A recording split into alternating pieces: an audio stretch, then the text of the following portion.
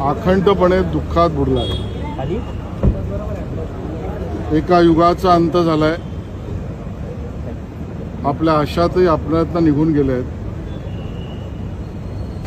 आशाताईंचं असणं हेच आपल्या सगळ्यांना वर्षानुवर्ष समाधानाची अनुभूती देत होतं। त्यांचं व्यक्तिगत आयुष्य आणि त्यांचा प्रवास दुःखाला स्वतः कवटाळून दुसऱ्यांना सुख देण्याचा पूर्ण मार्ग म्हणजे त्यांचं आयुष्य होतं। त्यांचं कर्तृत्व केवळ भारताला नाही तर जगाला वेड लावणाऱ्या अशा पद्धतीचं संगीत क्षेत्रातलं कर्तृत्व ही आशाताईंची जगाला देण आहे।